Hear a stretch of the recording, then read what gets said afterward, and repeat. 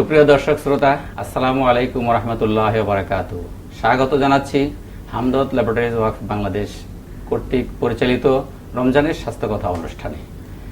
রমজান মাসের 10 দিন অতিবাহিত হয়ে গেল।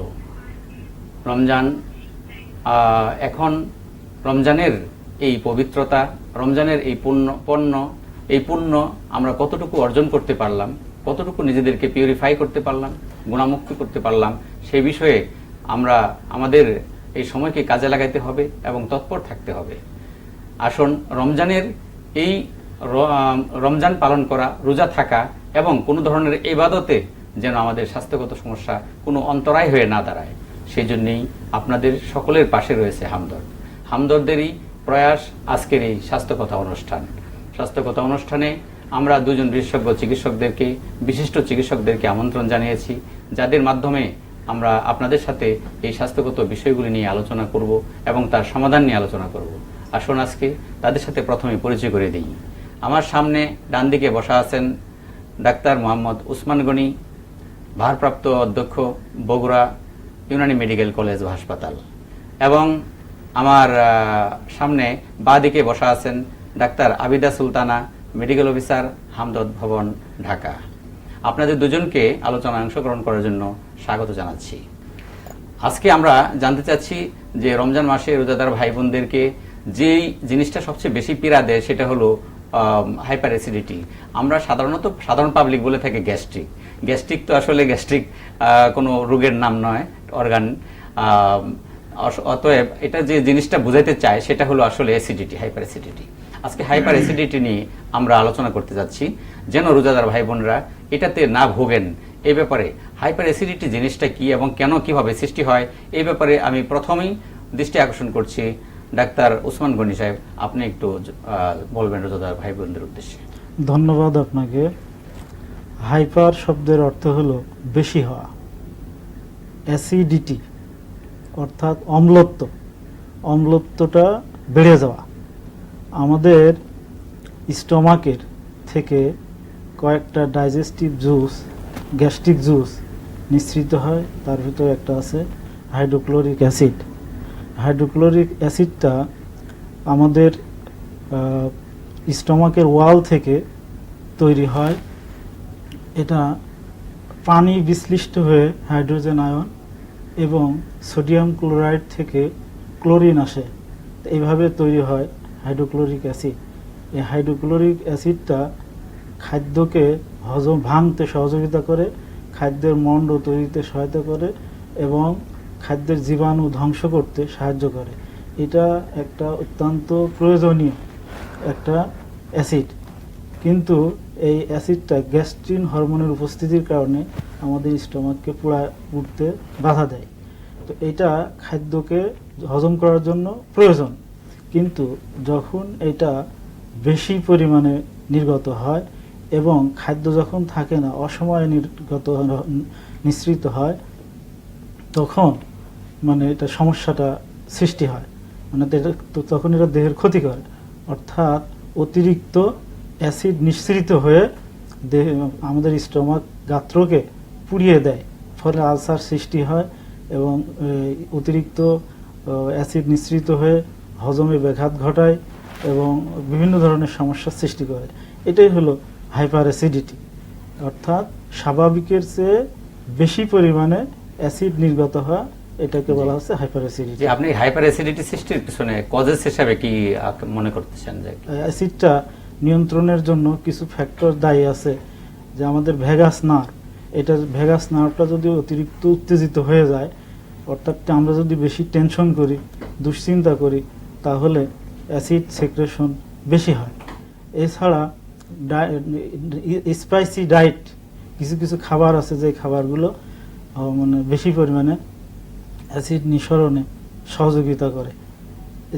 আবার কিছু খাবার আছে যেগুলো অ্যাসিড নিঃসরণ বেশি করে এবং গ্যাস সৃষ্টি করে, যেমন ছোলা বুট, এর যে ছালটা উপরে খোসা আছে, এটা হাইপার অ্যাসিডিটি এবং গ্যাস সৃষ্টিতে সহযোগিতা করে। জি, ধন্যবাদ আপনাকে। ডাক্তার আবেদা সুলতানা, আমি আপনার কাছে জানতে চাচ্ছি যে হাইপার অ্যাসিডিটির কমপ্লিকেশনগুলি, মায়ের জটিলতা কোথায়, কি কি হতে পারে? যে উনি একটা ইঙ্গিত করেছিলেন যে পেপটিক আলসার সৃষ্টি হতে পারে, গ্যাস্ট্রিক আলসার হতে পারে, এটা আর কি কি সমস্যা দেখা দিতে পারে? আসলে হাইপার অ্যাসিডিটি হলে মানুষের কত অস্বস্তি, এই বিষয়ে সাইন সিমটম প্লাস কমপ্লিকেশন সম্পর্কে একটু বলুন।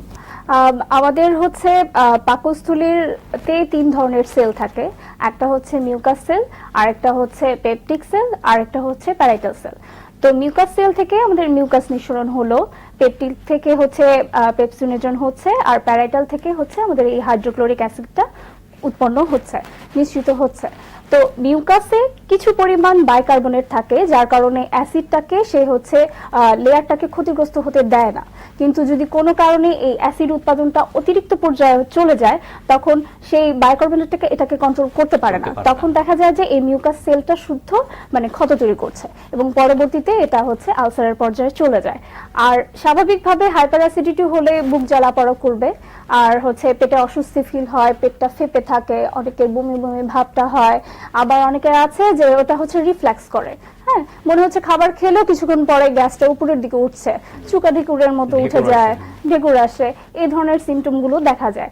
আর আলসার পর্যায়ে চলে গেলে তখন দেখা যায় যে এটা মানে খাবার অনেক সময় দেখা গেছে খালি পেটেও এটা হচ্ছে ওনার জ্বালা পোড়াটা করতে পারে, হাইপারঅ্যাসিডিটির কারণে ক্ষুধামন্দটাও দেখা যায়, ক্ষুধামন্দটাও দেখা দেয়, এবং পেটটা অনেক সময় অনেকেরই আছে এরকম পেটটা ভার ভারও বোধ হচ্ছে, এরকম অ্যাবডোমিনাল পেইন অনেক ক্ষেত্রে, হ্যাঁ, অ্যাবডোমিনাল পেইনটাও দেখা দেয় আলসার পর্যায়ে চলে গেলে। তো এই হাইপার অ্যাসিডিটি বা এই যে হাইপার অ্যাসিডিটির ব্যাপারে আপনারা বলছিলেন, এটার থেকে আসলে আপনি কি মনে করেন বাঁচার উপায় কি হতে পারে? Prevention is better than cure. যেই কারণগুলো দিয়ে হাইপার অ্যাসিডিটি হচ্ছে সেই কারণগুলো থেকে পরিত্রাণ পাওয়া, যে অস্থিরতা, টেনশন, দুশ্চিন্তা, এই সমস্ত থেকে আমাদের ভ্যাগাস নার্ভটা বেশি উত্তেজিত হয়ে যাচ্ছে এবং আমাদের অ্যাসিড বেশি নিঃসরণ হচ্ছে।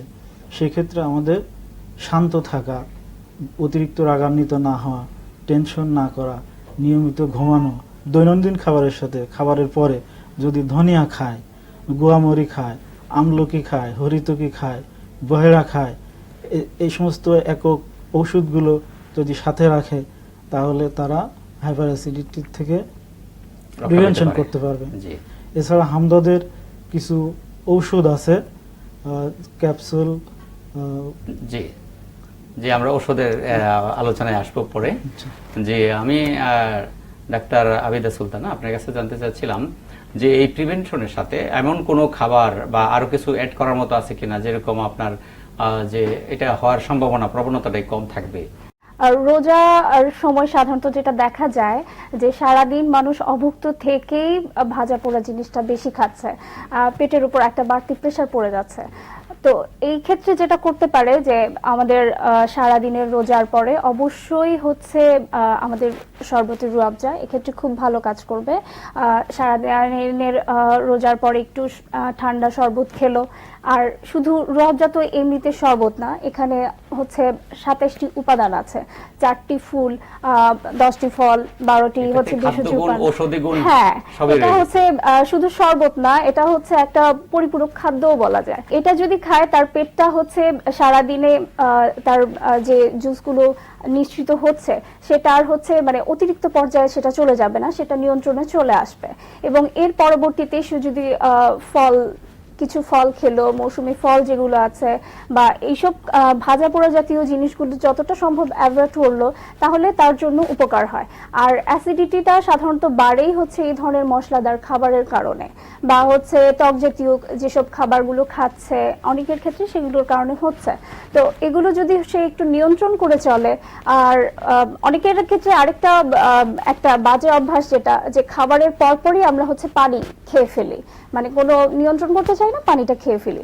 এক্ষেত্রে দেখা যায় যে গ্যাস্ট্রিক জুস যেটা মানে নিঃসৃত হয়, যেটা খাবার হজমের জন্য, সেটা তরল হয়ে যাচ্ছে, সো সেভাবে হচ্ছে পরিপাক ক্রিয়াটা হচ্ছে না। এ কারণে হচ্ছে এই গ্যাস্ট্রিক জুস দেখা গেছে যে অতিরিক্ত পর্যায়ে চলে যায় খাবারটা হজম না হওয়ার কারণে।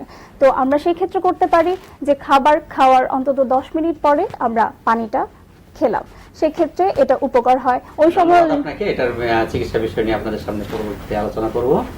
আর সময় হলো একটি বিজ্ঞাপন বিরতির। সুপ্রিয় দর্শক, দেখছিলেন হামদর্দ ল্যাবরেটরিজ ওয়ার্ক বাংলাদেশ কর্তৃক পরিচালিত রমজানের স্বাস্থ্যকতা অনুষ্ঠান।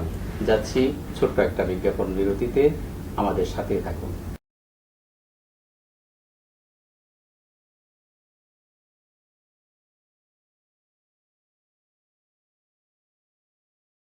সুপ্রিয় দর্শক, ফিরে এলাম বিজ্ঞাপন বিরতি থেকে হামদর্দ ল্যাবরেটরিজ কর্তৃক পরিচালিত রমজানের স্বাস্থ্যকথা অনুষ্ঠানে। এবার চলে যাচ্ছি মূল আলোচনায়। জি, আমি এবার ডাক্তার মোহাম্মদ উসমান গনি আপনার কাছে জানতে চাচ্ছি, এই হাইপার অ্যাসিডিটি বা অতিরিক্ত বায়ু সৃষ্টি হলে, সঞ্চার হলে পেটে যে অসুবিধাগুলি হয়, কমপ্লিকেশন আপনারা সুন্দর করে আলোচনা করলেন, তার মধ্যে যারা হৃদরোগে আক্রান্ত, হার্টের রোগী, তাদের জন্য আপনি কোনো ঝুঁকি আছে বলে মনে করেন কিনা? হাইপার অ্যাসিডিটি হলে এটা হাইপার অ্যাসিড গ্যাস্ট্রাইটিস হতে পারে, মানে ইনফ্লামেশন অফ দ্য স্টমাকের প্রদাহ হতে পারে। এটাকে বলা হয় হাইপার অ্যাসিড গ্যাস্ট্রাইটিস। আর প্রচুর গ্যাস সৃষ্টি হওয়ার কারণে প্রচণ্ড রকমের একটা চাপ ঊর্ধ্বমুখী হয়।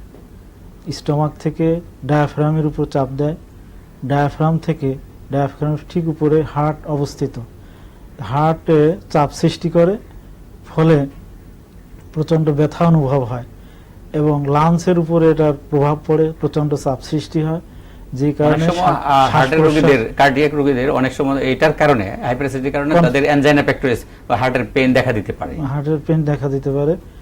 আর তাদের শ্বাস প্রশ্বাস, অ্যাজমার মতো শ্বাস প্রশ্বাস দ্রুত হয়, কিন্তু আসলে অ্যাজমা না, কিন্তু হাইপার অ্যাসিডিটি, অতি পরিমাণে অ্যাসিডিটির কারণে গ্যাস সৃষ্টি হয় বেশি। এই গ্যাসটা ডায়াফ্রামের উপর চাপ দেয়, ডায়াফ্রাম থেকে লাংস এবং হার্টের উপরে প্রেশার সৃষ্টি করে, যে কারণে ওই সিমটমগুলো তৈরি হয়। এছাড়া হাইপার অ্যাসিড গ্যাস্ট্রাইটিস হতে পারে এবং অ্যানোরেক্সিয়া, অরুচি, অখোয়া দেখা দেয়, ফলে এবং বমি হতে পারে, মুখ টক হয়ে যায়, খাদ্যের রুচি নষ্ট হয়ে যায়, ফলে ওয়েট লস হয়, সে খাইতে পারে না। আর বিশেষ করে রোজাদাররা তো রোজা রাখতে গেলে তার যদি খাবারই বন্ধ হয়ে যায়, তার রোজা রাখা আরো কষ্টকর, অপুষ্টির শিকার হয়। ওভারঅল এটা সার্বিকভাবে শরীরের উপর একটা বিরাট ক্ষতি বা প্রভাব বিস্তার করতে পারে। সামান্য একটা খাবারের মানে ডিস্টার্ব থেকে, সাধারণ একটা খাবারের অনিয়ম থেকে এটা সৃষ্টি হতে পারে স্বাভাবিকভাবে, কিন্তু ক্ষতি করতে পারে অনেক বড় ধরনের ক্ষতি করতে পারে। এই জন্য এই ব্যাপারে আমাদের সতর্কতা অবলম্বন করতে হবে, প্রতিরোধ করতে হবে। জি, আপনি এটার এই হাইপার অ্যাসিডিটি হলে এটার থেকে আপনার প্রতিরোধের জন্য বা এর থেকে বাঁচার জন্য চিকিৎসা ব্যবস্থার মধ্যে আমাদের কোনো নিয়মিত অভ্যাস এবং আমাদের কোনো ওষুধ বা খাবারের কোনো পরিবর্তন ঘটানোর প্রয়োজন আছে বলে মনে করেন কিনা? খাবারের ক্ষেত্রে এক গবেষণায় দেখা যায় যে হাইপার অ্যাসিডিটি, যেটা অ্যাসিড, হাইড্রোক্লোরিক অ্যাসিড, এটা তো নিঃসৃত হতেই হবে, এটা না হলে তো খাদ্য হজম হবে না।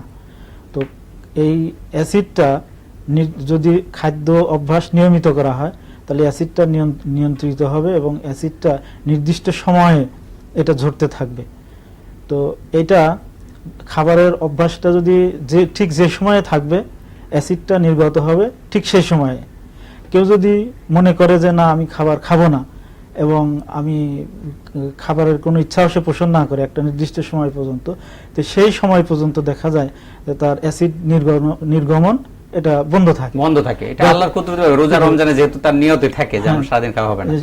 আবার কেউ যদি কোনো কিছুর সেন্ট পায়, যেটা খাবারের সেন্ট পায়, তাহলে সাথে সাথে দেখা যায় যে অ্যাসিড সেক্রেশন বেড়ে যায়। তাহলে মনের সাথে, মানসিক অবস্থার সাথে অ্যাসিড সেক্রেশনের একটা গভীর সম্পর্ক বোঝা যায়। এই জন্য মানে আসলে খাবারের তালিকা এবং আপনার এটার খাবারের সাথে পাশে থাকা বা মানসিক অবস্থা থেকেও একটা মানে বেঁচে থাকার উপায় বার করা উচিত, আপনার কথা থেকে যেটা বলতে হলো।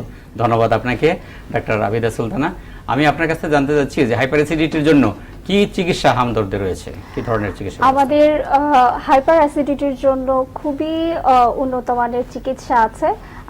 সবচেয়ে গুরুত্বপূর্ণ যে ওষুধটা, সেটা হচ্ছে ক্যাপসুল সুপার, যেটা যষ্টি মধু দিয়ে তৈরি। যষ্টি মধু প্রায় 5000 বছর ধরে এটা গ্যাস্ট্রিকের সমস্যায় ব্যবহৃত হয়ে আসছে, অ্যাসিডিটির সমস্যায়, আলসারের চিকিৎসায় এটা ব্যবহৃত হয়ে আছে। এটার আসলে সুপাতটাতে যষ্টিমধুর চূর্ণটা ব্যবহার করা হয়। এটা খাওয়ার আগে খেলে, 2টো করে 2 বেলা খাওয়ার আগে খেলে এটা হচ্ছে মানে আলসারের চিকিৎসায় প্লাস হচ্ছে গ্যাস্ট্রিক জুস যেটা অতিরিক্ত নিঃসৃত হচ্ছে সেটার চিকিৎসায় খুবই ফলপ্রদ। এছাড়া আমাদের আছে সিরাপ কার্বিনা, এখানে আছে ত্রিফলা মানে আমলকি, হরিতকি, বহেরা আছে। কার্বিনা তো নামই পরিচয় যে এটা কার্মিনেটিভ, কার্মিনেটিভ এটা হজম প্রক্রিয়াটাকে স্ট্রং করে। সো এই বায়ুনাশক হিসেবে এটা কাজ করে। সো এটা যদি খায় সেটাও ওনার জন্য উপকৃত হবে। এছাড়া আছে সফুফ ইন্দেমালি, এটাতে আছে রুমি মস্তুগি আছে, তুলসী বীজ আছে, যেটা ইসবগুলের ভুসি আছে যেটা হচ্ছে পেটটাকে শান্ত রাখে।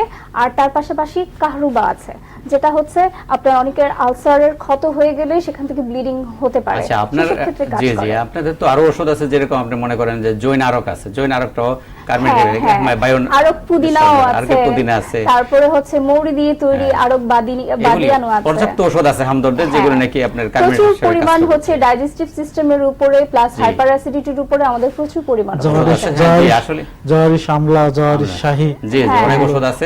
তবে আমি আপনাকে বলবো একটা জিনিস, আপনার এই গ্যাস সৃষ্টি বা হাইপার অ্যাসিডিটি সৃষ্টির প্রথম থেকেই আপনার প্রিভেন্টিভ হিসেবেও কাজ করবে এবং অনেক ওষুধের উপাদান যেটার মধ্যে সমৃদ্ধ এবং খাদ্য উপাদানও সমৃদ্ধ এবং সেই একটা কোমল পানীয় রুয়াবজা কি আপনার এখানে এই ব্যাপারে কতটুকু ভূমিকা রাখে বলে? এটা অবশ্যই এখানে ভূমিকা রাখবে, কারণ রুয়াবজাতে আমরা বলেছি যে 27টি উপাদান দিয়ে তৈরি, যার মধ্যে আপনার পুদিনা আছে, পুদিনা আছে, ধনিয়া আছে। এগুলো হচ্ছে আপনার হজম প্রক্রিয়াটাকে ঠিক রাখে এবং অতিরিক্ত গ্যাসের হারটাকে কমায়। পাশাপাশি ফলও আছে, বিভিন্ন ধরনের ফলও আছে যেগুলো হচ্ছে আপনার অ্যাসিডিটি কমাতে খুবই হেল্পফুল। আর সারা দিনের হচ্ছে রোজা শেষে অবশ্যই এটা যদি পান করা হয় তাহলে পুরো প্রক্রিয়াটা আবার ফিক্সড হয়ে যাবে, সেটা হচ্ছে বাজে পর্যায়ে চলে যাবে না। হ্যাঁ, যাবে না। রোজার শেষে হলে এটা হচ্ছে আবার যদি রোজার পূর্বে সেহরির সময় খাওয়া হয় তাহলে সারা দিনে তার এগুলি সৃষ্টি হওয়ার সম্ভাবনা কমে যায়, অনেক কম। আসলে রুয়াবজা সম্পর্কে আমরা অনেক শুনেছি যে এটা এমন একটা বিখ্যাত কোমল পানীয় যার মধ্যে যার স্বর্গীয় অমৃত সুধা হিসেবে বলা হয়েছে। খাদ্যগুণ, ঔষধি গুণ এবং পানীয় যে গুণ সবকিছু সমৃদ্ধ। ধন্যবাদ আপনাদের দুজনকে। গুরুত্বপূর্ণ কথা, আজকে সময় এখানে শেষ। আপনাদের মূল্যবান সময় দেওয়ার জন্য এবং আলোচনা অংশগ্রহণ করার জন্য আপনাদের দুজনকে ধন্যবাদ জানাচ্ছি। সুপ্রিয় দর্শক, শুনছিলেন এবং দেখছিলেন হামদর্দ কর্তৃক পরিচালিত রমজানের স্বাস্থ্য কথা অনুষ্ঠান। আজকের মতো এখানেই শেষ করছি, বিদায় নিচ্ছি। আগামী দিন আবার দেখা হবে একই সময়ে একই চ্যানেলে, নতুন কোনো অতিথি নিয়ে, নতুন কোনো বিষয় নিয়ে। সেই পর্যন্ত সকলেই সুস্থ থাকুন। আগামী অনুষ্ঠান দেখার আমন্ত্রণ জানিয়ে এখানেই শেষ করছি। আল্লাহ হাফেজ।